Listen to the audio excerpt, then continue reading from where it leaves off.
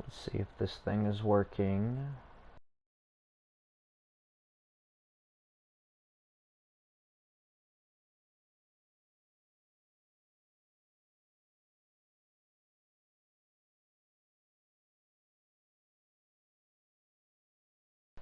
Okay. Let's go with this real quick. There's a lot of videos and etc. where they show all the best engines in the game, or they'll etc. They'll give information and this and that, but a lot of the times those videos are either years old or don't give like a full scope of how things work.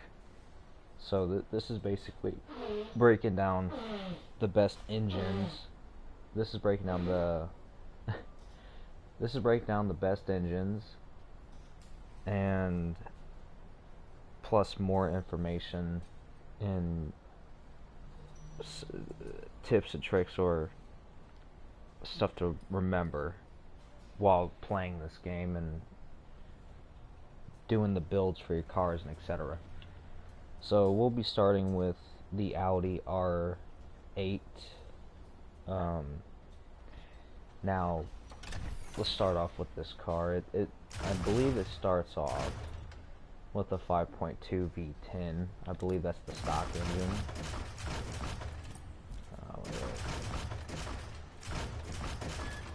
Yeah, see, it starts off with this engine.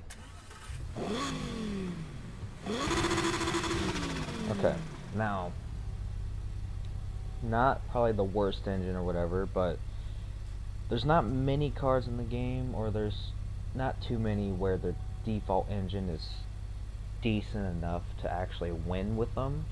Sometimes they can be, and sometimes they're good, but in the Audi R8's case, that's not entirely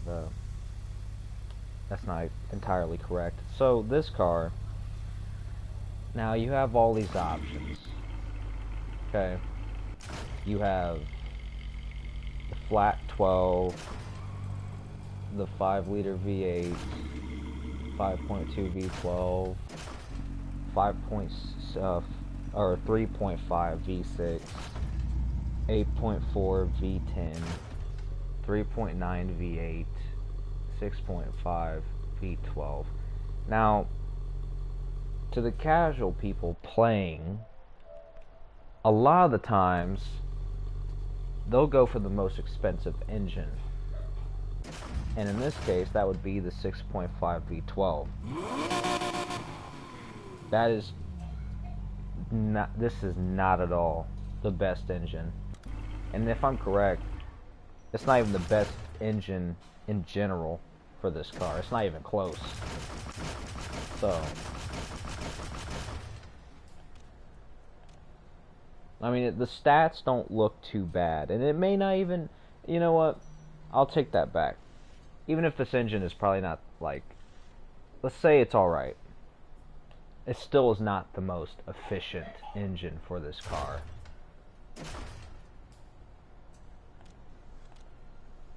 So, what is the best engine for the Audi R8? Yes, the 6.2 V8. And there's going to be a common thread with a lot of these cars. A lot of these cars. And common engines, and I'll get into other details, etc. But common engines for being the best of these cars, a lot of these cars, 3.8 V8, 6.2 V8. The for some cars, I believe it's the 4.4 V8, the 3.9 V8, forged 3.8 V6, I think. Hold on, I need an example. Hold on.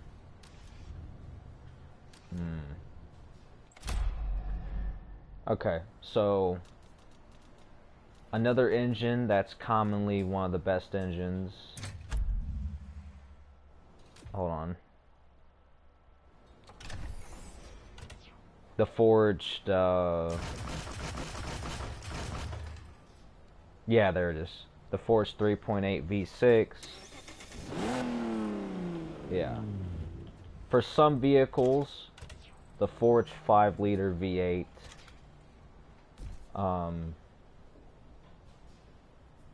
Now, common misconceptions or common mistakes people make when putting the best engines in their cars in this game is not only do they pick the most expensive engine, which is usually, or most of the time, okay, depending on the car, that's not true at all.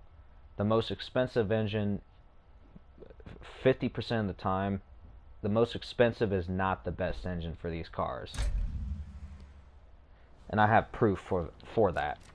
Now, an engine that's commonly mistaken as a top or like one of the best engines entirely in the whole game is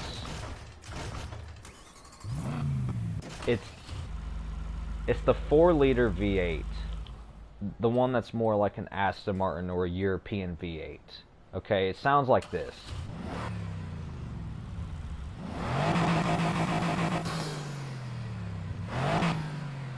Now, this engine, this 4-liter V8, the European V8, or at least the one that's from Aston Martin, I believe, this is commonly mistaken as one of the best engines in the game.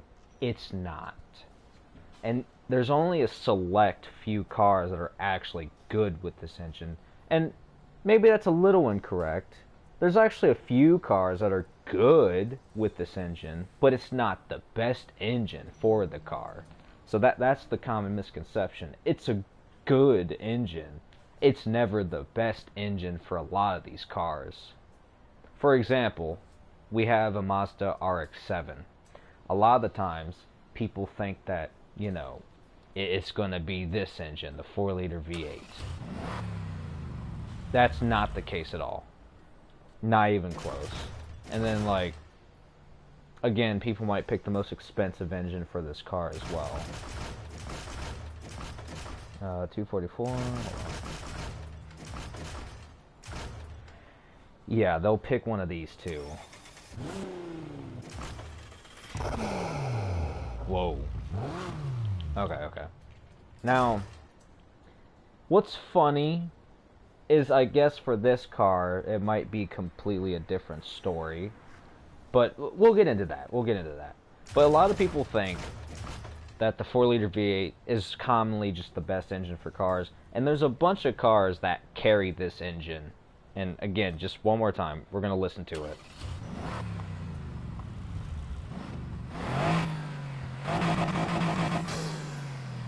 Okay. Commonly, people think that this is the best engine. Now, the reason why this is not the best engine for a lot of these cars is simply because it lacks things to be the best engine for the car. I believe this engine is available for one, the Mazda RX-7. I believe the Acura NSX, the 1990s model. I believe it's in the, I think it's in the Nissan Silvia. I think it's in some BMWs, etc., etc. This engine suffers from slow RPMs at top end, or at higher gears. Meaning, when you hit the final gear of the car, it doesn't just go to the top speed quick enough. It dies down, and it slowly rises to the top speed. If you want to be effective at racing, or if you want to have the most efficient engine to get you to the finish line fast enough. An engine that's gonna bog down or take too long to get up like higher RPMs, that's not the engine that's gonna do you any justice, and that's a fact, not an opinion. Even if it is an engine that might have a little higher top speed, what good is the top speed if you can't get to it? A car that's always gonna accelerate quicker in a short track, despite it having less speed, if it has better acceleration, it's always going to beat a car that takes too long to get to top speed. That's always going to happen. So that's what you need to realize about the 4-liter V8, the one that's from the Aston Martin. That's why I say this is naive. Like, it's good, but it's never going to get the job done in most track scenarios. And even if it could, then that's getting into a whole new can of worms, because now you have to think about, well, should I have this engine for this track, or should I have this engine for that track? And while that is cool and interesting, you may as well just go with a more well-rounded or all-rounder engine. And this, while even if it could be good in shorter tracks, I mean, there's not a decent way of telling that. But even again, it's like, well, what if you come to a situation where the car keeps bogging down, or it keeps, you know, it keeps staying at the rev limit or whatever, and it never just shifts the gear. There's many issues with this engine. That's why it's not the best engine, and a lot of people make the common mistake of putting this as their engine, and they think that this is the best engine for most cars. It's not. So the 4-liter V8 from the Aston Martin, don't even think that that's the best engine for these kind of cars. Any car that has that option, most of the time think it's not the best option. It might be okay when you're going through the levels. Let's say you unlock this engine first and you're a new player. Okay, it's a very good option. It may even be the best option for a lower level. But once you're going through the game, there's better options, and the best engine for the Mazda and for most tuners in the game, it's the 3.8 V8.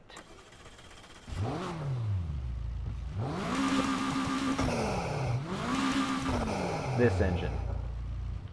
Now, this is the bread and butter. This is the engine that is commonly one of the best engines in the game, the 3.8 V8.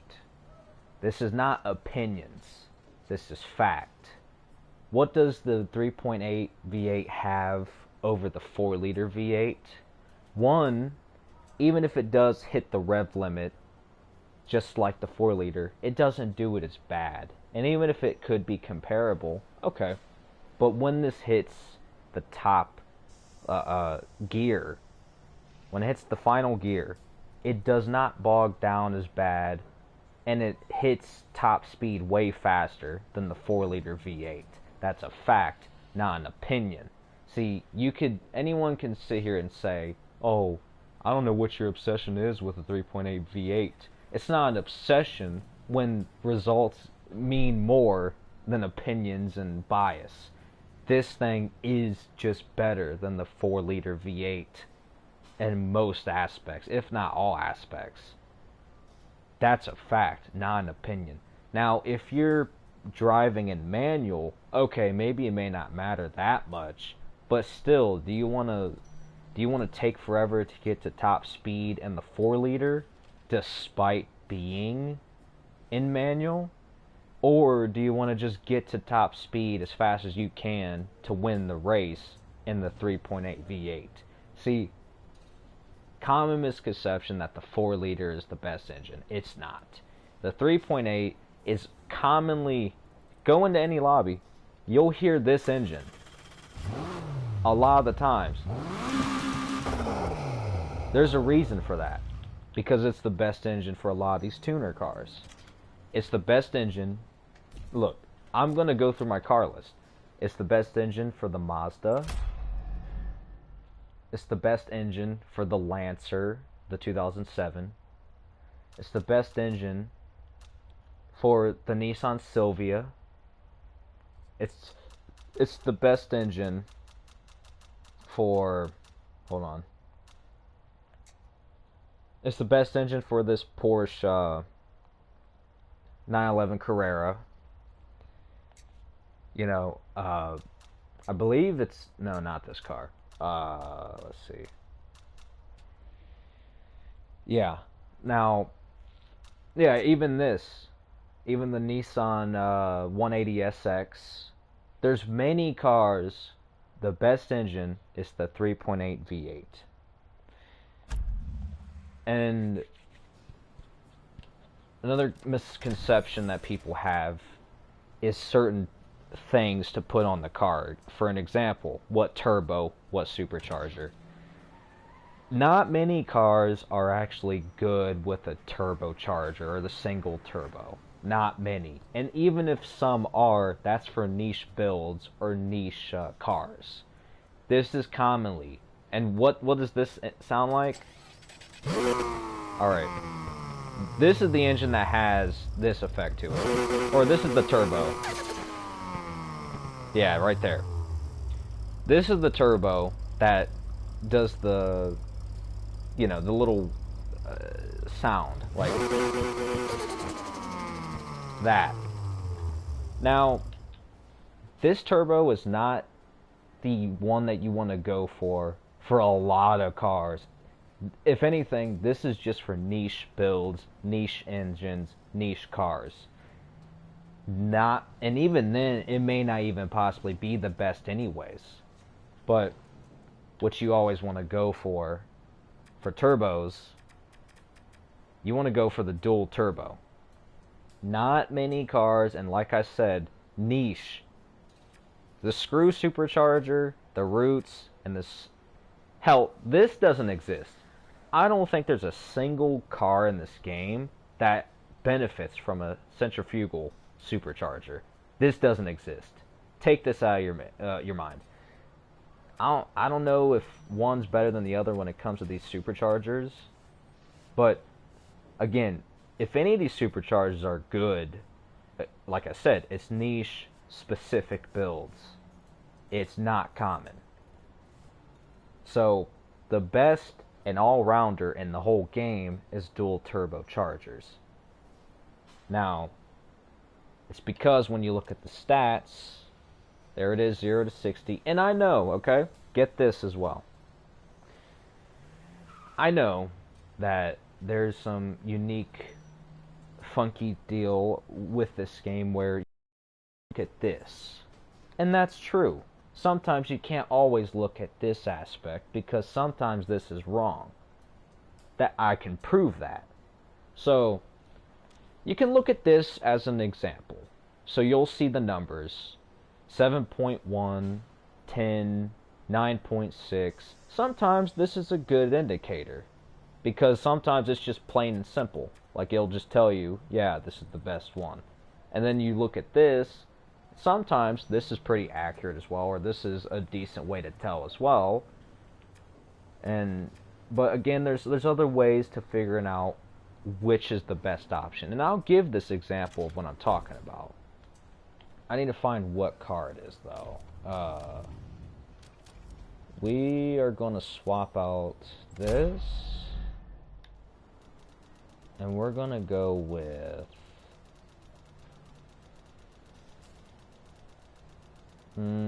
would it be this car? I don't remember what car it was, but there's a car where it looks like the same stats. It looks like, oh, well, you could just go with whatever one. No, that's not the case. Because there is a way, and I'll show you. There is a way of telling what one is obviously a better option. Alright, let me show what that is. So again, Sometimes you use the stats where it's like, oh, 5.5 out of 10, 10 out of 10. That's one way. Or if you look at the 0 to 60. But the third way of telling if something is truthfully the best or not, and still sometimes that could be a little funky. Let me turn this off. So there are some cars where it won't tell you on any front, and you just have to test the car for yourself. But that's another thing where it's kind of niche. Whereas the third option to figuring out what's the best for your car is live tuning. Now, right now I'm probably in the worst spot, so let me move. Hold on.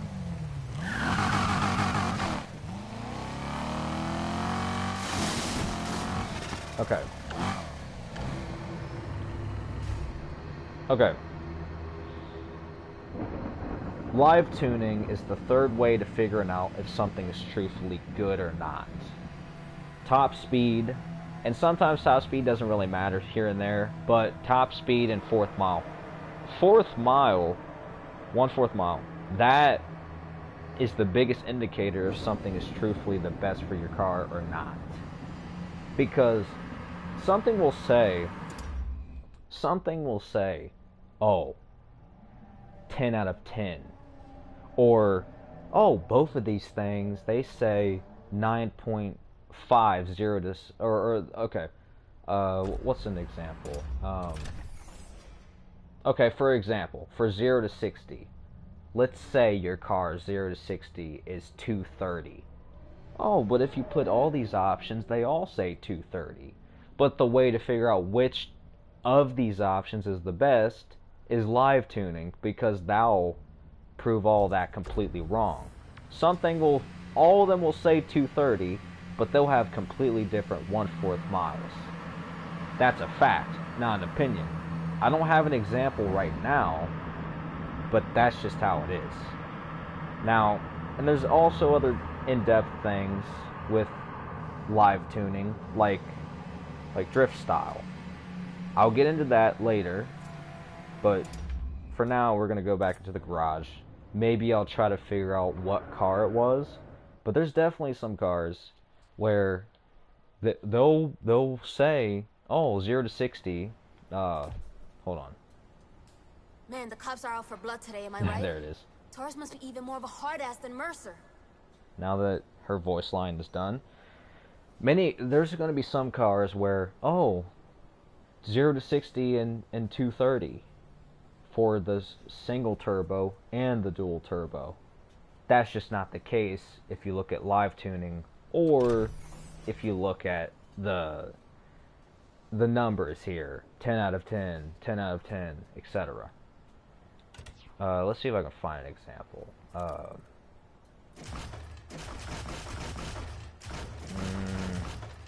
Not this car.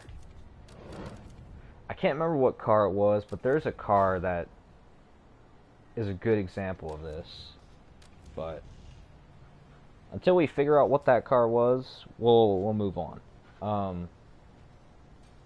So yeah, the best engine for a lot of the tuner cars, 3.8 V8.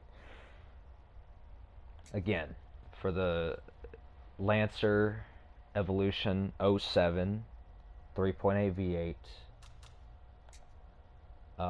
The Nissan Silvia, and many more. Another engine that is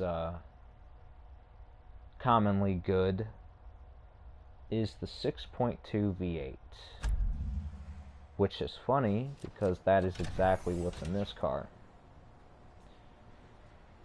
Now, again, this probably comes off like some, oh, this is just a bias, or this is just oh, you're probably trying to use another misconception, and a thing that people need to get out of their minds.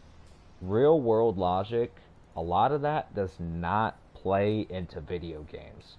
Unless you're playing a simulation, or you know, a simulator, or unless you're playing something that's deadly accurate, do not use real world logic in a video game.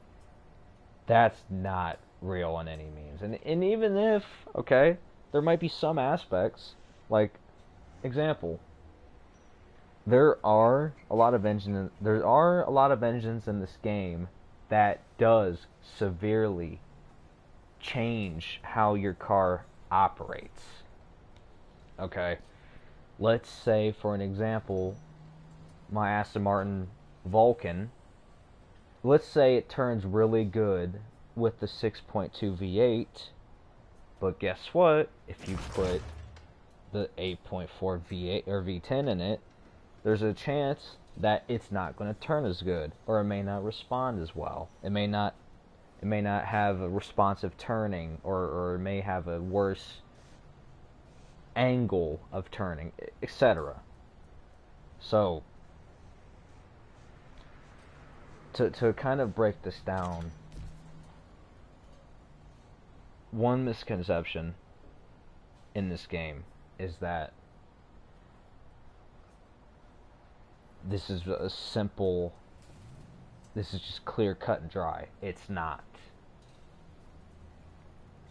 Every car in this game that can engine swap, every car, let's take the Aston Martin Vulcan for an example. This is not clear cut and dry. This car can have more than 30 different ways that it can behave. Just from the engine swap alone. We're not even including the chassis. We're not including the drivetrain. This game is a lot more intricate than people think it is. It's really intricate.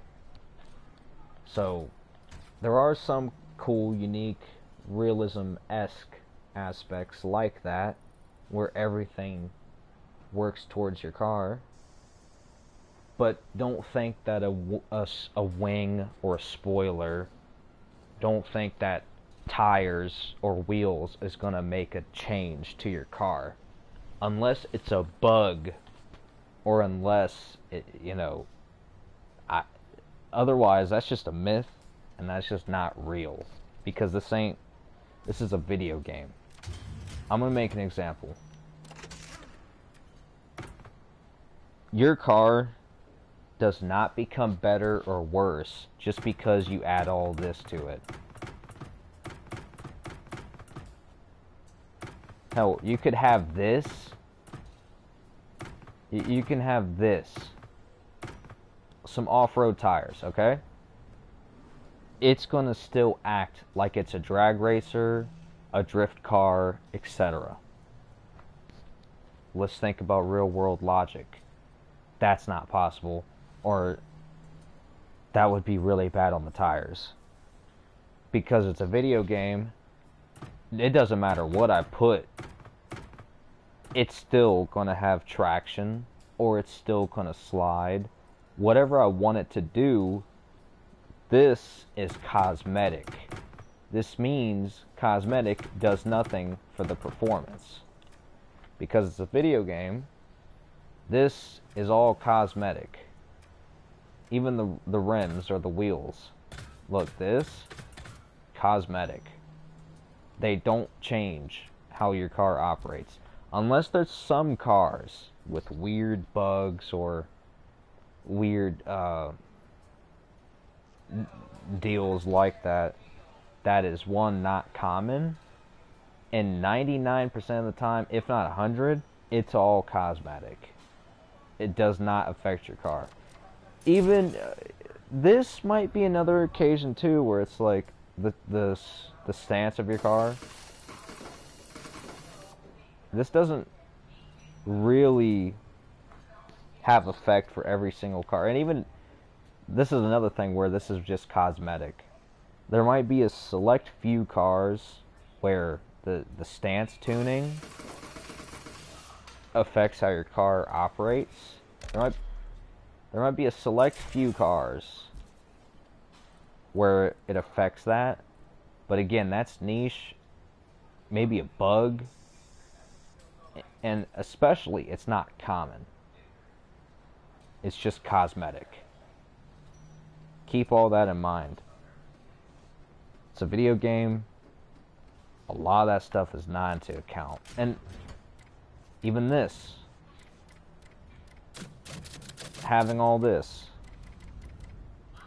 if there is any car that is affected by customizations like this, cosmetics like that for the car, that's niche, a bug, or it's not every single car.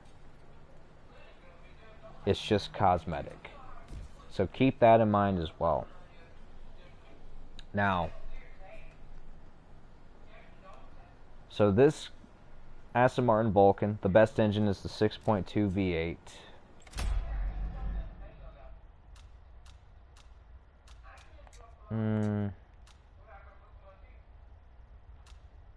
6.2 V8.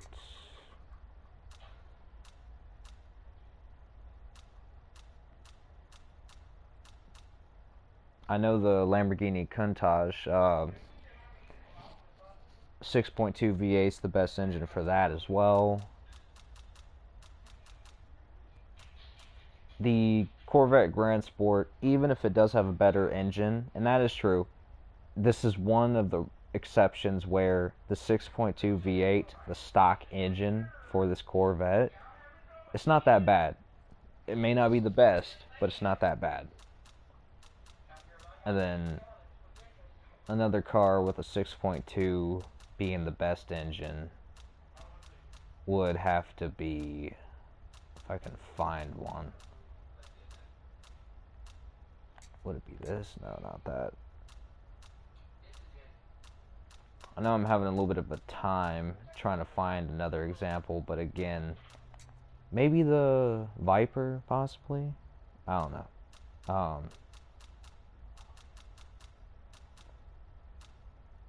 Again, it's not, a lot of these engines, I say they're like commonly, but some of them, obviously, they're not common. Maybe the 6.2 is not bad in this, possibly. I would imagine, in the M3 2010 E92, I believe. Maybe even the 6.2 might even be good for the Aston Martin DBS or DB5, whatever this is. So, that's another one. And then is this? Okay.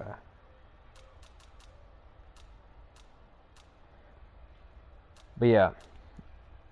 And then when we come to the forged engines, a lot of the forged engines are the best for muscle cars, or classic vehicles. You've probably seen a bunch of examples like that for the C10 Chevrolet, the forged 3.8 V6. That's one example. And then when we go to, if I can find another example here, yeah, the Mercury Cougar forged 4.7. Oh yeah, the Mercedes C63, the forged 3.8 V6, the Mustang 1965, the best engine for that is the forged 3.8 V6. You also have, where's that? The Boss Mustang, forged 3.8 V6. So a lot of the older or more sedan-sized vehicles, or kind of like shaped somewhat like this, the forged engines tend to be the best engines for them. For this, the Q60 Infinity or whatever, forged 5-liter V8. There's another example. Where's that? Yeah, here it is. Polestar 1, 3.8 V6. Barracuda, forged point seven, or 4.7 forged V8. Panamera Porsche, forged 5-liter V8. And there you go. Like, when it's a bigger sized vehicle or a classic vehicle, sedan sized, forged engines tend to be the kind of the idea. But you do have examples where the forged engine is not the best for cars kind of like this, the Nissan Skyline R34 or the GTR V-Spec 99. If I had to think from the top of my head, I would imagine the 4.5 or the 4.8 is the best for the Nissan.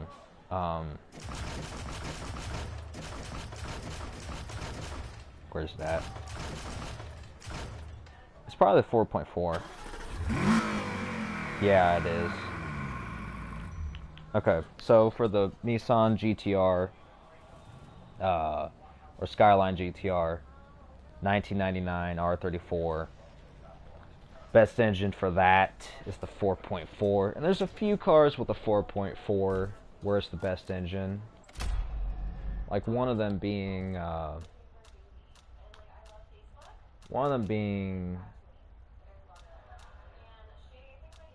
the Nissan or the BMW M3 GTR, 4.4 V8. And there's different variants, but again, that's another conversation. Oh yeah, the 6.2 is the best engine for the GTR Nismo. I forgot about that. And here we go. Here's another example where the 3.9. Again, when you think of the best engines, it's not the 4-liter V8. The best engines is 3.8 V8, 3.9 V8, forged 3.8 V6, forged 5-liter V8, forged 4.7-liter V8. I believe it's a 4.7. And then for some of the Porsches or some other vehicles, you probably want to go for a 3.8 flat 6, I believe. Where's that at? Yeah, 3.8 flat 6 for some Porsches or some vehicles. Even though the Evo, is it 9 or 10? I don't remember what that thing is called, but where's that? I swear I have one. It may even been back there, but that probably, the Evo, whatever it is, 10, the 2008 or 9, 10 model. I think I passed it. Hold on. I probably royally passed it. Yeah, here it is. 3.8 flat 6. Another car with that engine. I think, yeah, the Mustang GT 3.9 V8. Yeah. So the 4-liter is not only a little overrated, but people don't think that the people don't understand that it has its issues. The 6.5 V12, I believe, is another one that's kind of overrated and thought to be the best. It's probably one of the more expensive. It's not the best. Okay, this car doesn't have that option. Hold on. I'll go with this for now. Does this have a V12 swap? Probably not. Nope. See, and this is another example where a car has a unique engine swap, or a more niche engine swap, like a 4-liter flat 6 or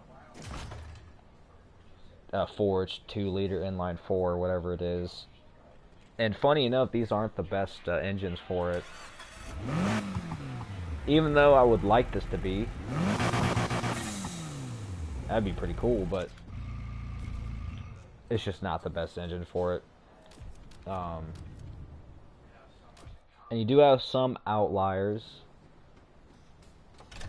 I am not entirely certain if this is the best engine for this car, but it's not bad. The 2.9 V8 for the Civic Type R, the 2000 model, the hatchback.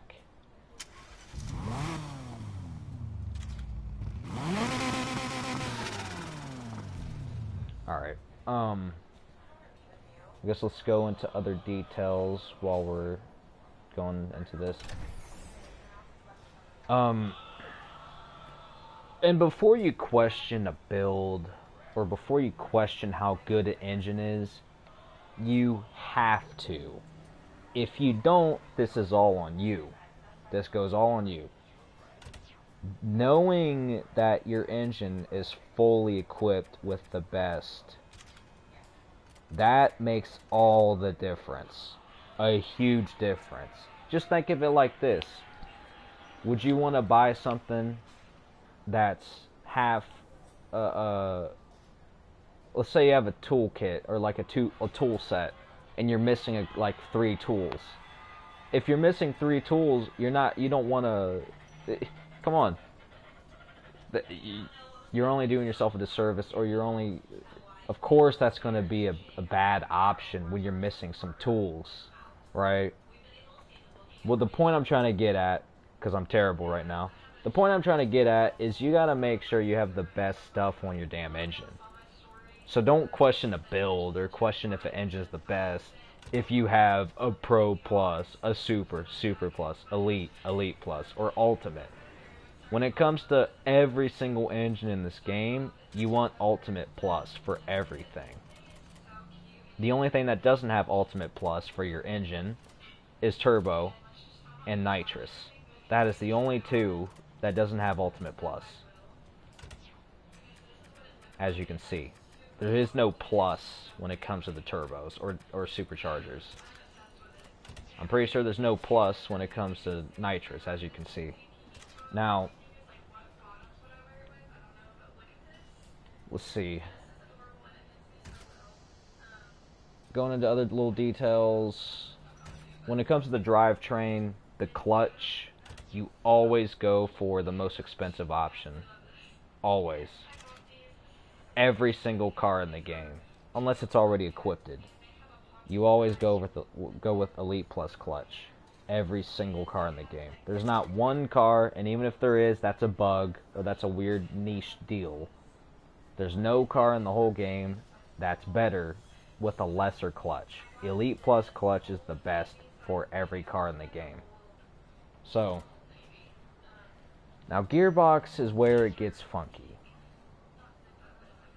Because, for an example, there's this, people like to use real world logic, which does not work in a video game, especially one that's not tailored towards realism. People will probably think, well, if a car had, let's say you're making a drag car. People like to think if you have less gears or just the right amount, you know what, that's the best gear for my drag car. Possibly. For manual, possibly. But even then, that's just not the case. Because you just look at the numbers for a lot of these things, you can see that, yeah. I know this car is not a good example, but that's just something to think about. Don't use real world logic in this game. Not only is that redundant, it has no basis.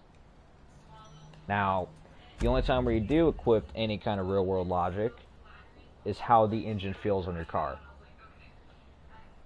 But another thing to note, this is huge. I know this is simple, and this sounds like Captain Obvious. If you want to get the best out of your car, you need to understand your car to begin with. If you're just casually driving a car and you're not putting time toward it, how are you certain that it's a bad car? If you don't drive it enough, how do you know it's bad? How do you know it turns like shit? How do you know that for certain? You don't even drive it correctly. You probably even have the wrong build on it, the wrong layout, etc. Now, what is common is front-wheel drive cars in this game. They don't turn as good as other cars, or most of the time, even if they do turn all right, they're bad at 90-degree angle turns, or, of that sort. Hard turns. So, there's only a few select that are okay, but there are some builds you can do to try to help the car. For an example, on the Civic Type R 2015 model, this suffers from the same deal. It's a front-wheel drive car. A lot of times it probably doesn't feel like it wants to turn. But this is where you gotta drive the car. You gotta understand. You gotta know what builds and everything to go with. And I'm gonna break that down with this car. If you fully upgrade this car like the standard car in this game, it's gonna feel terrible. Fact. Now, if you look at my build, you'll notice something. And that's where I'm gonna get to. There's a common thing that people think that this game is simplified. It's not. This one Honda can have 100 different ways that it can operate. This one car can feel like 100 cars if you just change the build over and over. That might sound like, no, that's not possible. No, it is possible. Everything matters in this game for your car. So, you may notice my suspension in the chassis section, it's stock. I'm going to explain why here in a second. Another common misconception, you never put track tires on your car unless the car needs it, or if the car has terrible traction, or it loves to slip out.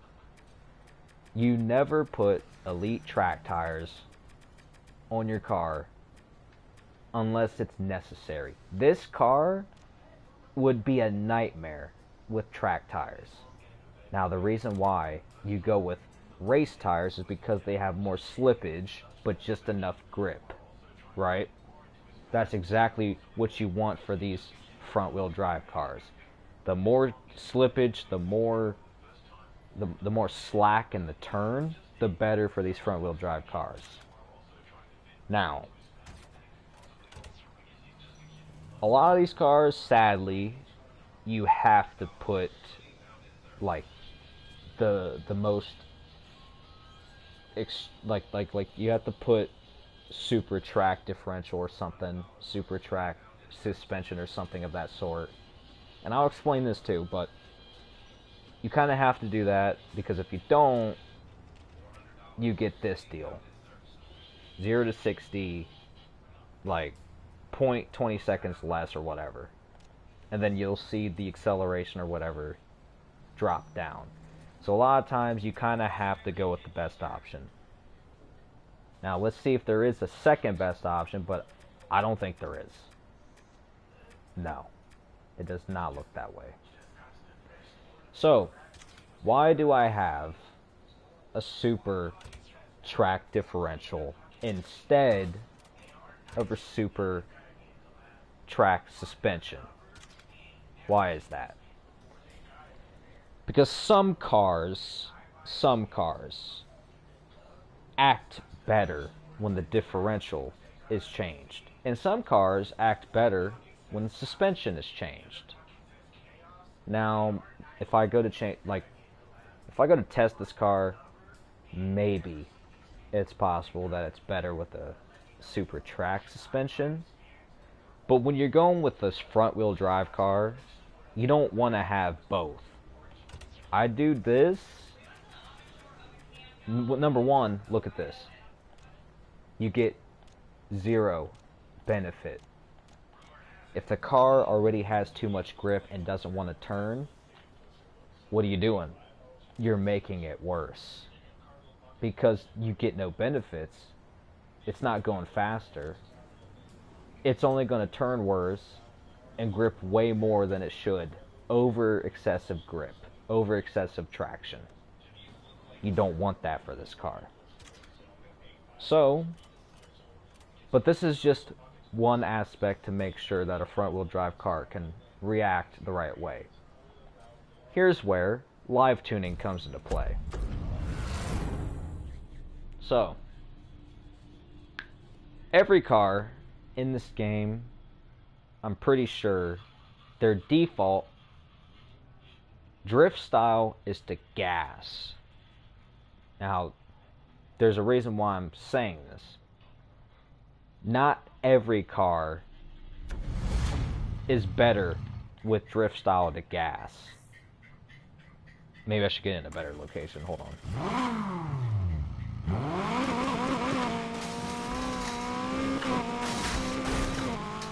Okay. Okay. As you can see, my drift style is to brake. And I'll explain that. And you might see my live tuning. Steering sensitivity is all the way high, downforce is all the way low. Let's explain that. Because front-wheel drive cars have a harder time of turning in this game, you have to find ways or builds to accommodate the car to act better, or you have to make builds to make the car perform better. Now, the reason why I have the steering sensitivity high is so that it probably has the most just enough snap to turn better. Because some cars, when you just lay on the gas and try to turn, they spin out. Like, let's see if I can prove that with this car. Alright.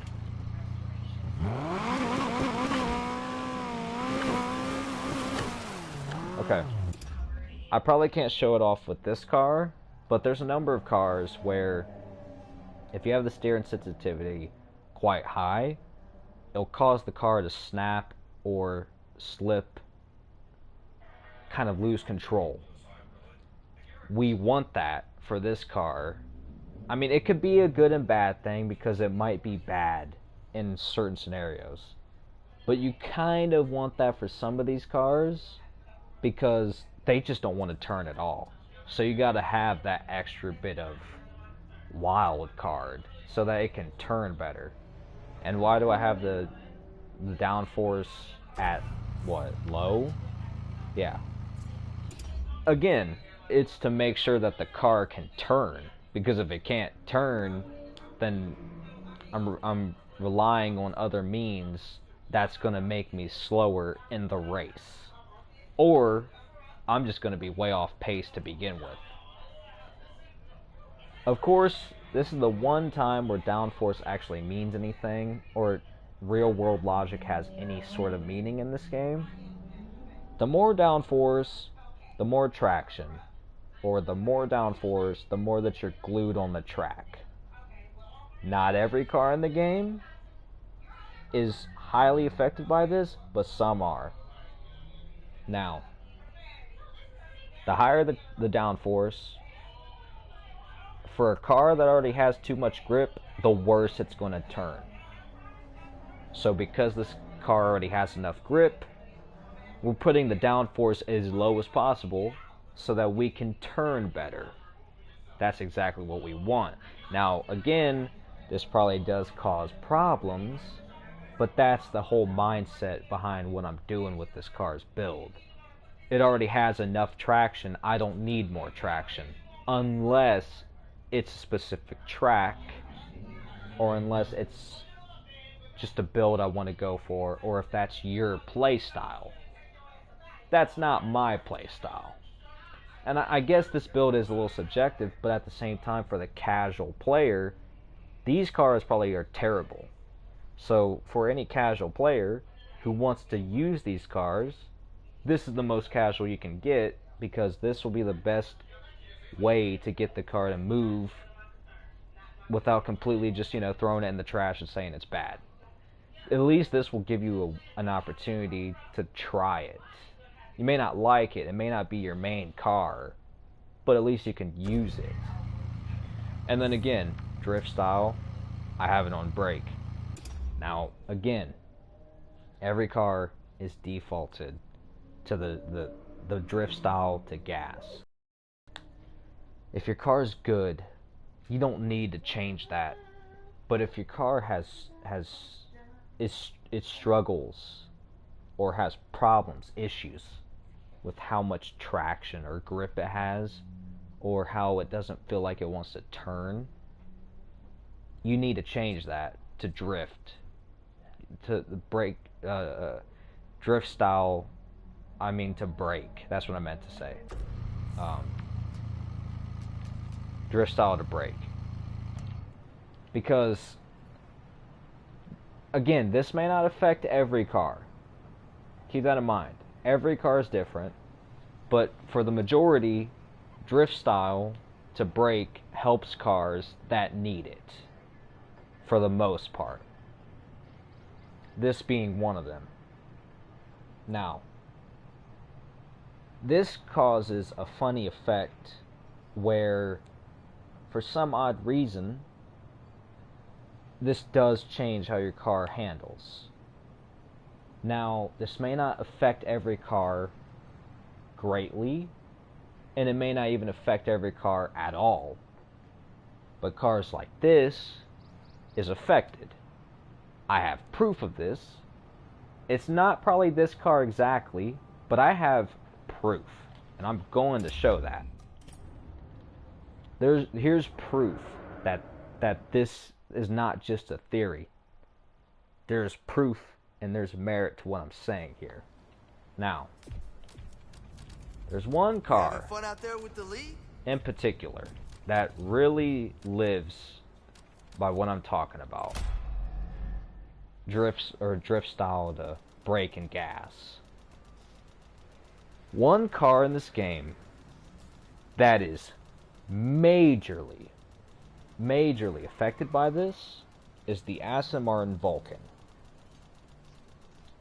This car is the prime and perfect example that this is not just this is not placebo. This is not no. This car is proof that this is a real thing. We'll go with this. Alright. Again, if your car has an issue with traction or turning or hitting the right angle, that's where drift style to brake and gas comes into play. Now, let me go there.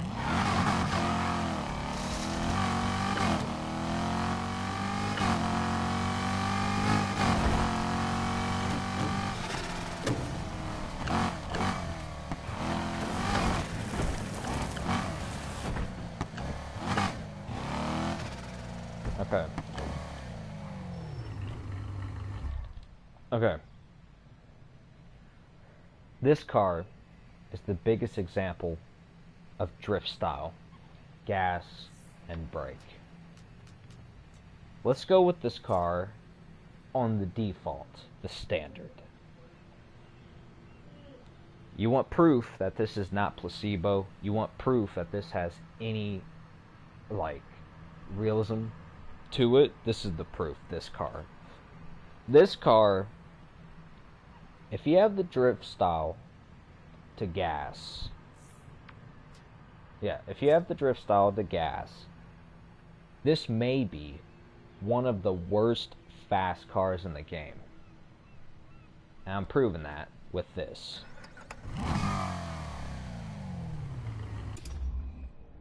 Watch the angle of turning And watch what I do when I slam left or right.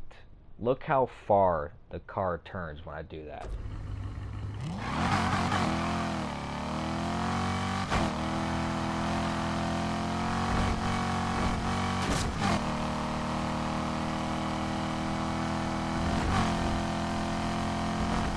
It's pretty wide. If you want to try to turn a certain way, it's quite stiffer. Right? If I can get it right, right there.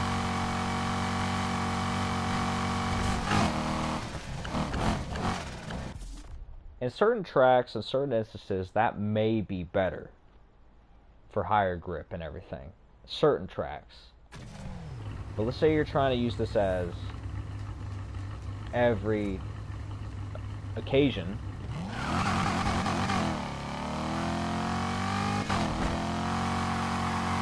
Look at that.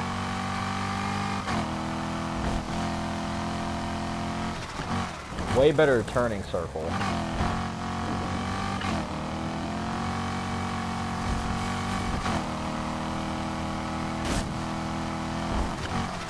Yeah, and even if that's not the best way, okay, I'll admit, it probably doesn't look. But when you're using the car, I'm telling you, there's a huge difference when this car is on gas or brake, drift style.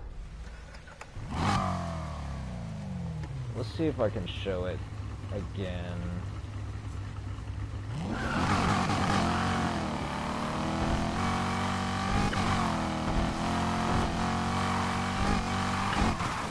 Here and there, it wasn't even trying to lose grip. And that sounds cool and great, but if you're trying to make a fast turn, it doesn't want to turn.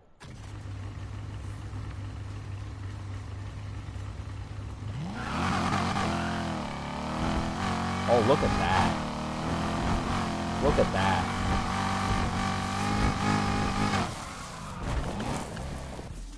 It had so much more of an angle of turning there. Way more angle of a turning there. The other way, it was just stuck in this kind of box or this kind of... It had too much grip or whatever. Whereas that, oh, you could really make some turns there. And I'll say, okay, even if it is play style or preference, fine, that's cool and great.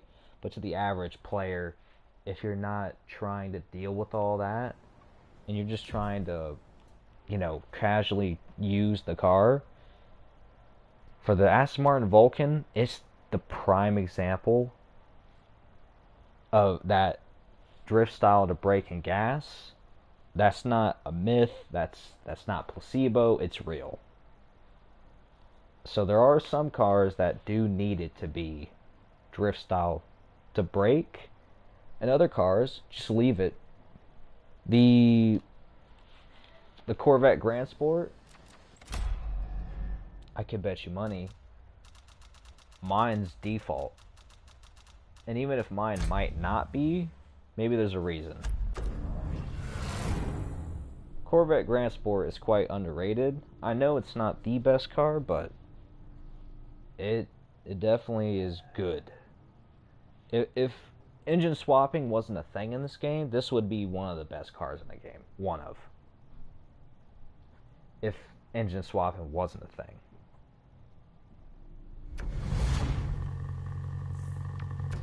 Yeah, see, my Corvette Grand Sport is default.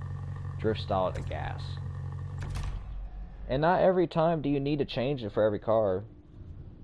Hell, even the one of the... Hey, park it up. Take a load off. This car, which kind of semi-plagues online, even this, I say, benefits a bit more with the drift style to brake. I mean, it's not bad in gas, but even this Evo, it's quite the controversial car or whatever. It's really fast, etc. A little toxic online or whatever. But even this car, even this car could benefit, in my opinion, a little bit from drift style to brake. Now, let's see. Let's go back to engines.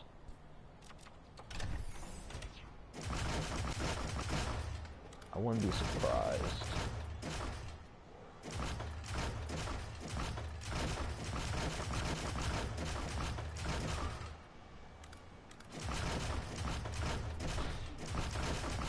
Oh, I don't have that engine?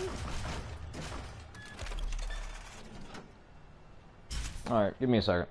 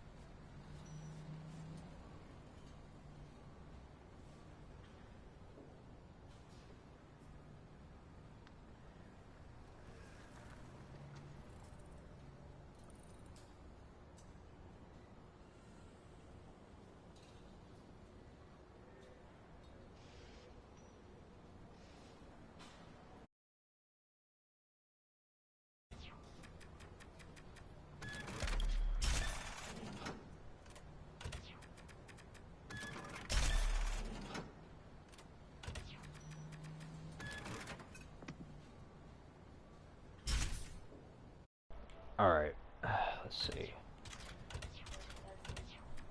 We'll go with...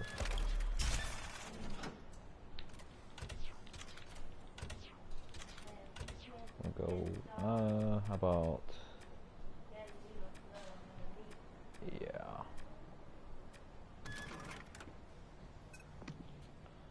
Okay. I would imagine that the 6.2 is even the best for the Diablo. 6.2 V8.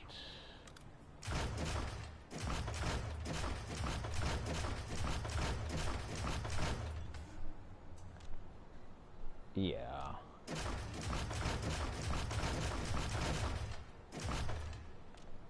So I'm going to use this car as an example. So what do we see here? We see the 8.4 V10. Apparently, when it comes to the actual stats, you see with the 0 to 60 and all that, apparently it has a little tiny bit more max torque, or has a bit more torque to it.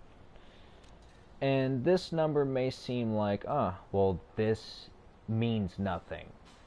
For some odd reason, it loses an acceleration point. Which sometimes the acceleration point, or these points, sometimes they don't mean much. But in this case, this does. So we're going to look to see, is the 6.2 and the 8.4 V10, are they closer than what we realize, or is there quite a difference? We're going to use this car as an example. So let's use the idea that the 10 out of 10, 9.5 out of 10, that system is faulty. Let's pretend that's faulty. And we'll act like that plays no part. Okay, well the 8.4 V10 has more torque. Wouldn't that just be the best option? Well, let's look at that. For the 6.2 V8, live tuning says 235 miles per hour, 1/4 mile, 9 seconds flat. Okay.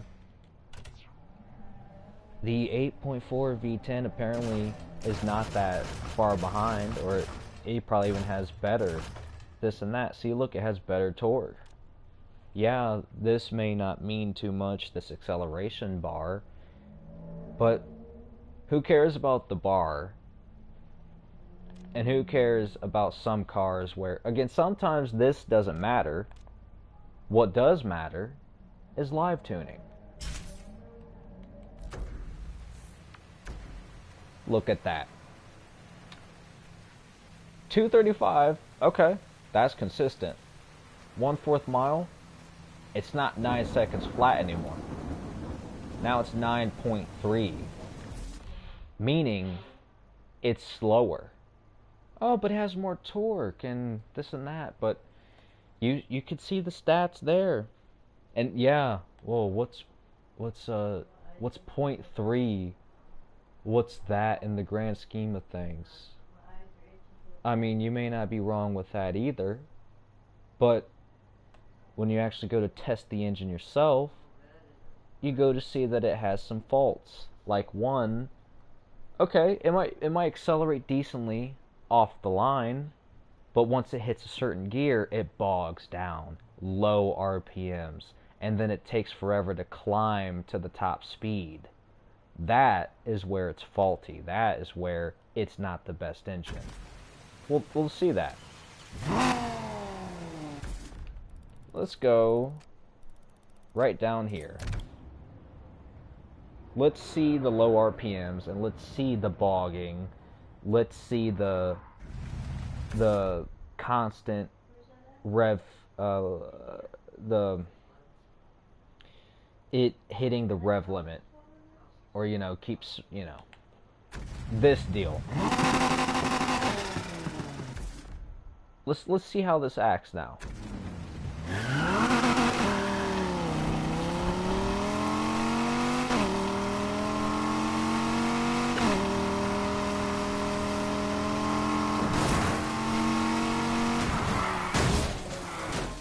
Ignore the fact that I'm a shit driver right now, but look, if you could notice just for that split second, the RPMs were looking kind of bad, and the gear shifting looked kind of bad.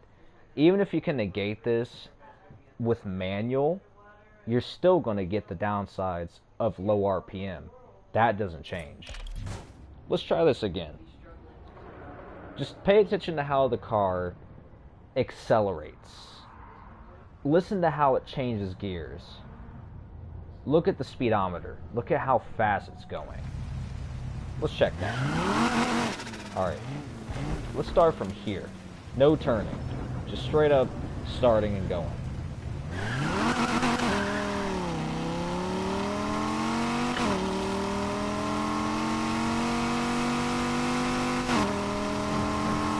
Okay, somewhat bearable. Look at that. That took too long to climb to top speed. That, and the RPMs were bogging here and there. That was taking too long. So, yeah, numbers-wise, well, it's only 0.3 seconds slower than the 6.2. That doesn't make a huge difference. See, that's where you have to do multiple things. You have to look at the numbers. Is it 10? Is it 9.5 out of 10? You also have to look at the stats. Oh, 0 to 60 in 2.20. You know, 1,048 torque. But you also have to look at live tuning as well. Which, hold on. You also have to look at live tuning as well. And it says that it's slower, etc. But the last thing, and final thing that you have to do, is you have to actually, the last and final thing you have to do is you have to actually test the car for yourself. And see how it acts, see how it operates. Now we're going to try this car with the 6.2 V8. Apparently, statistically, oh, it's just as good, or it's about the same, statistically. But let's see how it acts, though. Let's see how long it takes for it to kick into gear. Let's see how long it takes it in the higher RPMs or top end, the highest gear. What does it do? Let's see what it let's see what it does. Apparently, it's about relative. It's relative, apparently.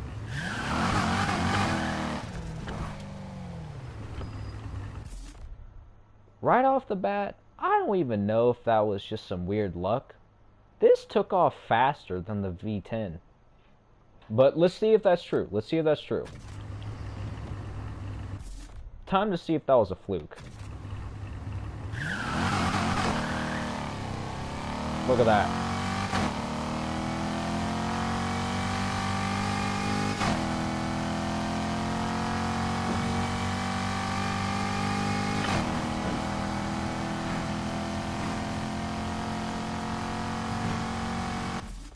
And it looks like they both do take a little bit to climb to the top end.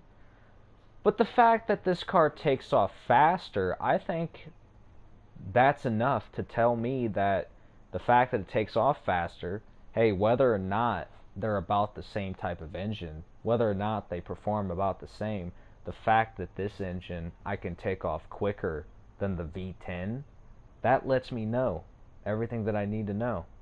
It's better. And even if it's not fully better, what would you rather take? A slower takeoff, relative performance, or a faster takeoff, about the same performance?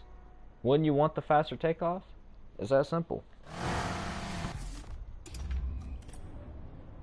Now, I know there's a car.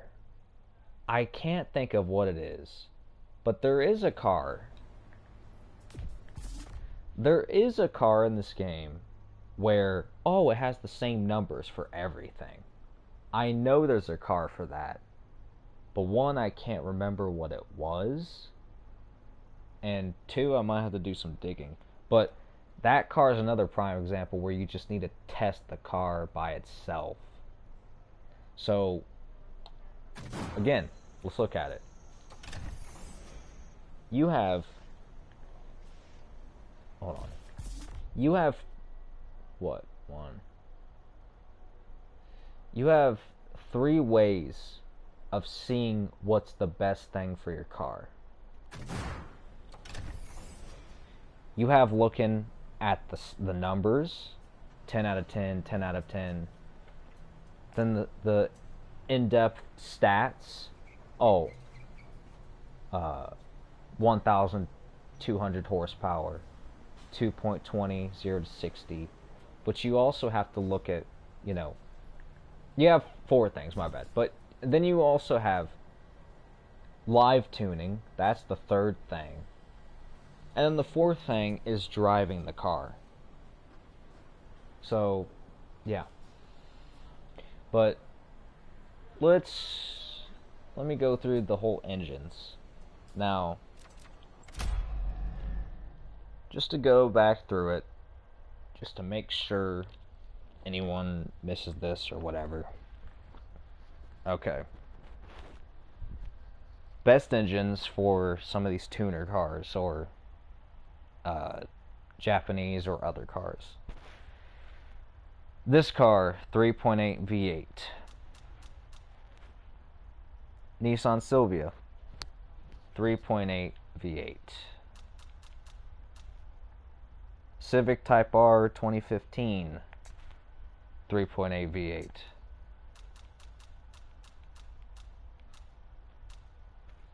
Acura RSX S, 3.8 V8.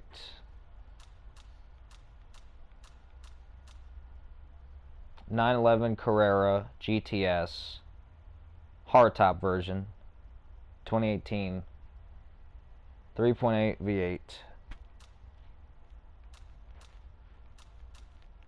And then I really want to say this is another one. Hold on.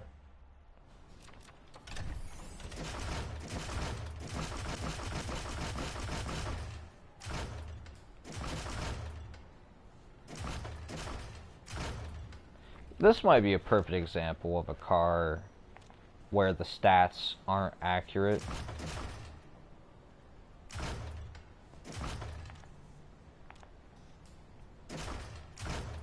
I genuinely don't remember what the best engine was for this car. But going with previous knowledge, it would have to be this, wouldn't it? Oh, interesting. What's that? Oh, okay. That's why.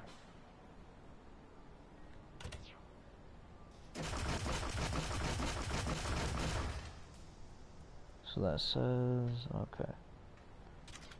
This, even the Impreza or Preza WRX STI 2006, I would imagine it's a 3.8 V8. Can't be too far from the truth.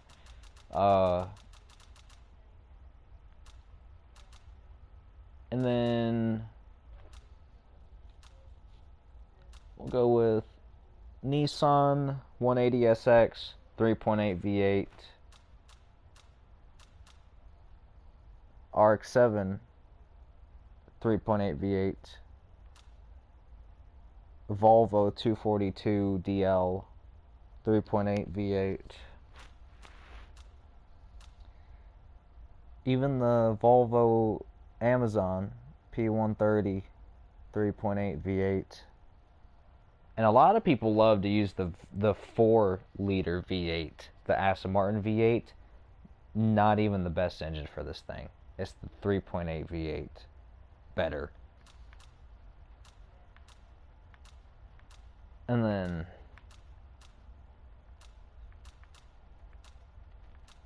there's a few more probably.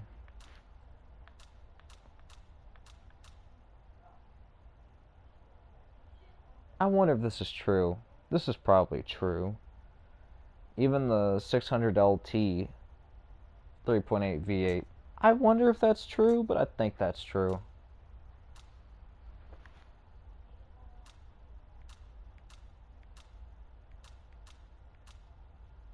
NSX Type R 1992 3.8 V8. Not the 4-liter V8. 3.8 V8.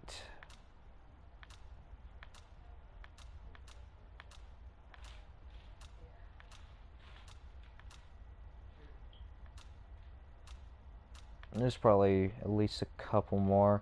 I don't have every single car in the game, but I have had every single car in the game at one point.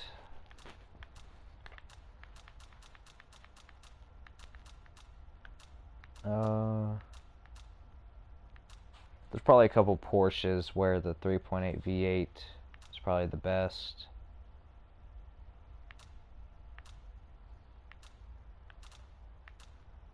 Huh. I don't know if this is the standard-ish engine or not. Yeah, I don't think this has any engine swaps. Never mind. Uh,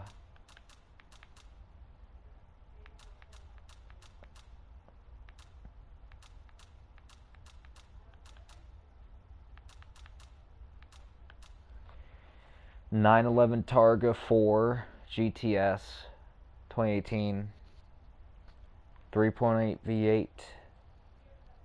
3.8 V8 is what I meant to say.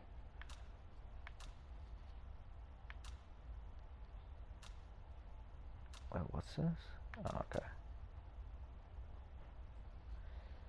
I believe even for the Aventador S 2018 3.8 V8 hybrid. Now, I know that's probably a different engine, etc. But 3.8 V8 hybrid, still 3.8, but yeah, I knew it. I knew it. So yes, the WRX STI 2006, even this 3.8 V8, it makes sense. Oh yes, the Honda S2000 3.8 V8. Yep. Looks like 3.8 V8 hybrid for the McLaren P1 GTR. Looks like it.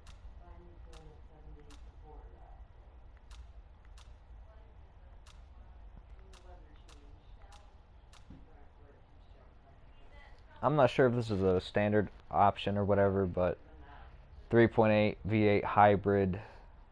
And again, I know hybrid and V8 or the regular is probably different, but it's still a 3.8. There you go. And there were actually a few 4.4 liter V8s I've seen in there. So let's try to find the 4.4 V8s.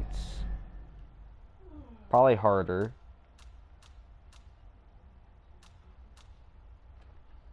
I would imagine. Oh wow, even this? Even the Mini JCW Countryman Mini? Even this? The 3.8 V8's the best? I think so. Wow. Wow.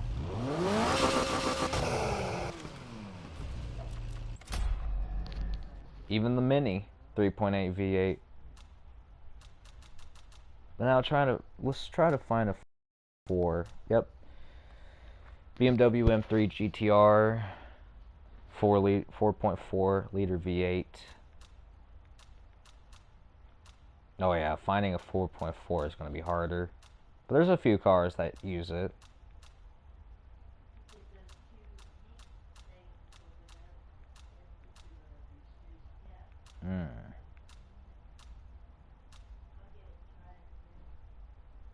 That's true. Back onto the 3.8 V8. Even the Volkswagen Golf GTI Club Sport 2014, I believe. 2016. Even this one 3.8 V8.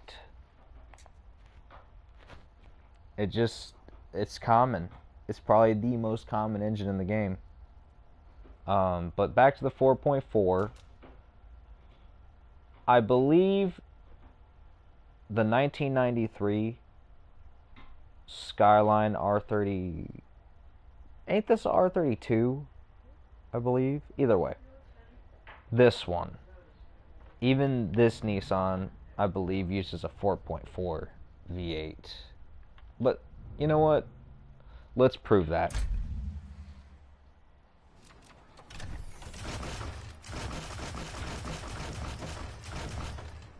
Yeah, I believe it's the 4.4.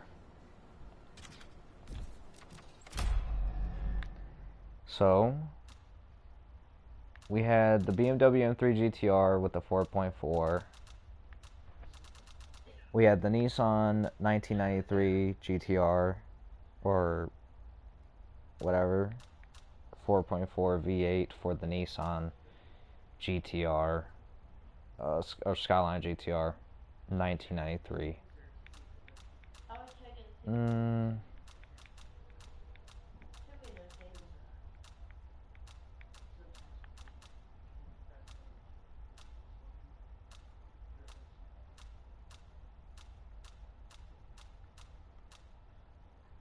4.4 V8, even on the hatchback, or the whatever, this Subaru.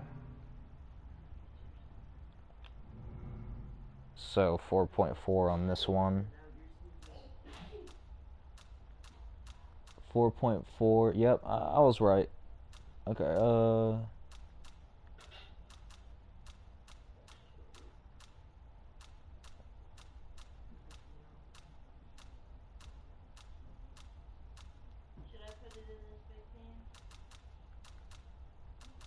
where's it at?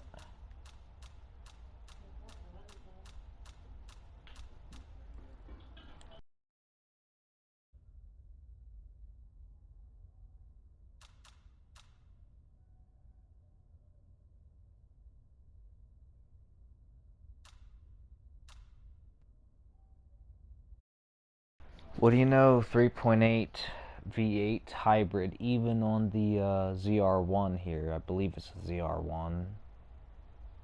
In this game, please. There we go. Yeah. But back to the 4.4.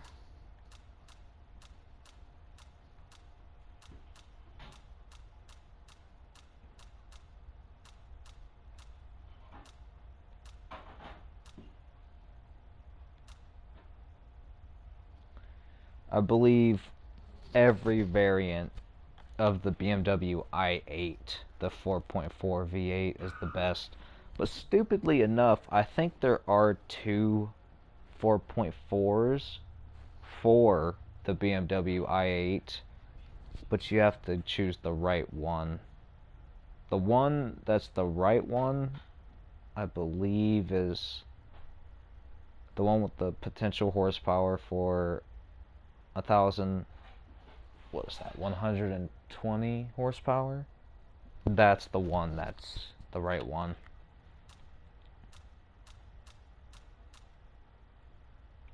BMW M3 4.4 liter V8.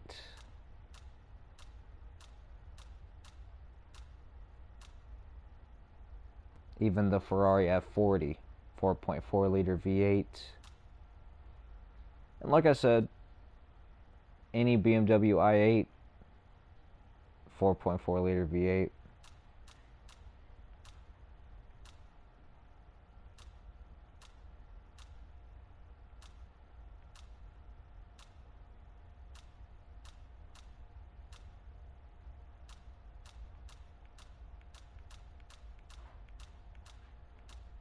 Okay. So I guess the 4.4 is not as common as I was thinking, but a few cars use it. But the 3.8 is easily the most common. Another common, well, not common, but another one for other vehicles, forged 3.8 V6, and that, let's go with the forged 3.6 or 3.8 V6. Aston Martin DB11 and Aston Martin, is it Volante, or hold on, let me find that car. I really want to get that. Aston Martin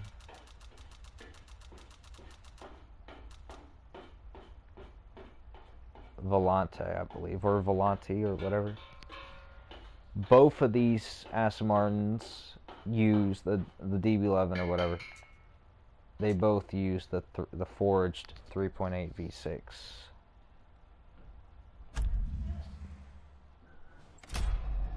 Volante, whatever.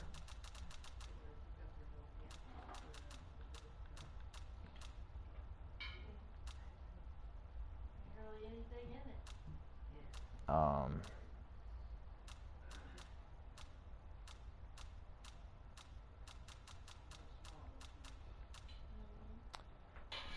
Polestar 1 Forge 3.8 V6.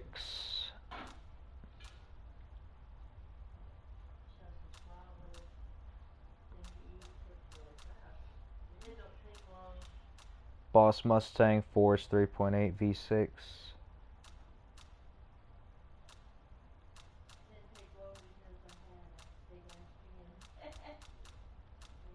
What's this have? Okay. The Polestar 1 Hero Edition as well, 3.8 V6, forged.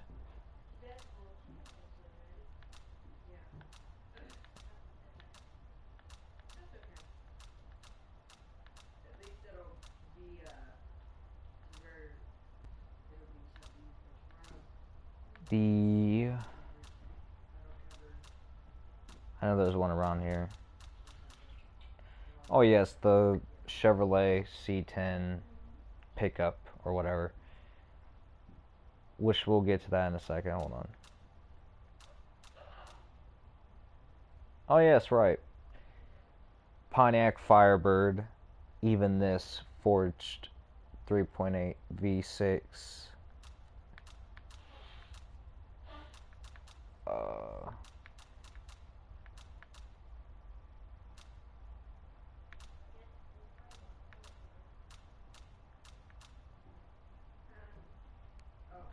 C63 Mercedes AMG forged 3.8 V6.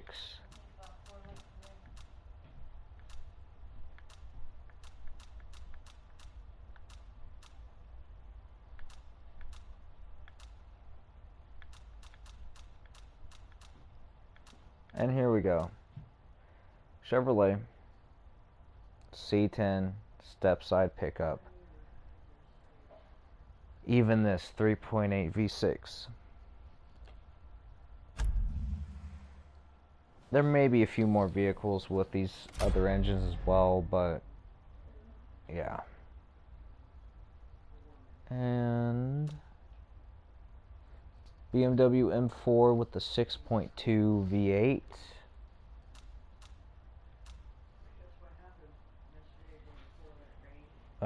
The Diablo, Lamborghini Diablo, 6.2 V8. I believe any any variant of the Aventador SVJ, I believe the SVJ Aventador, every variant of the SVJ, 6.2 V8. The Nissan GTR Nismo 2017, 6.2 V8. Lamborghini Countach, 6.2 V8.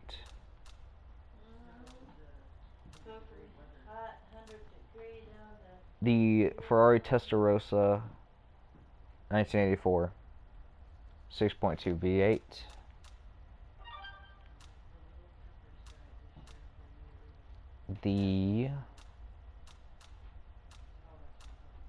There's another one, hold on. Alfa Romeo 6.2 V8.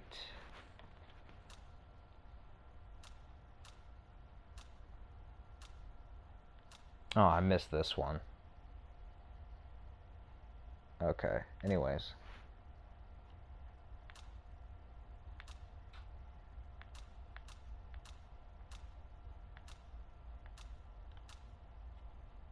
.2 V8 for the 911 GT2 RS 2018.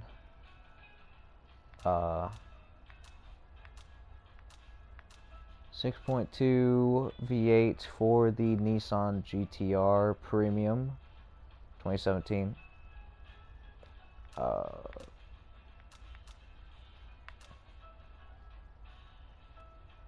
And then There's another one. Somewhere.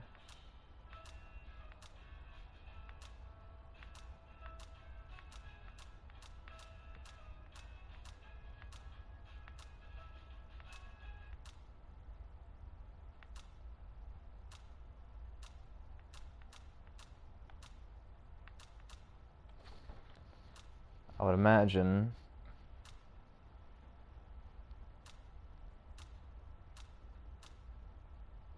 we're probably coming up on it. Here's the other SVJ with the 6.2 V8. Yeah. Ford GT with the 6.8 V8. Maybe that probably is the best one though.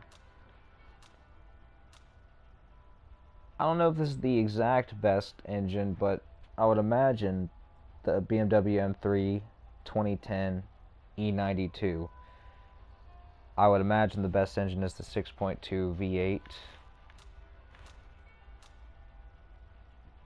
Aston Martin DB5 or DBS, whatever it is. 6.2 V8. The James Bond car. Yeah. That's what I thought. I feel like there's something else. Hold on.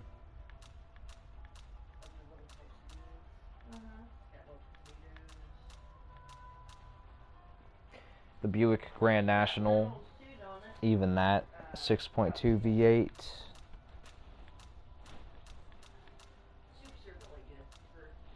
BMW M4, 6.2 V8. Audi R8, 6.2 V8. And the Aston Martin Vulcan, 6.2 V8. There's definitely more, but there we go. I'll probably get into it again at some other point, but there it is. Yeah.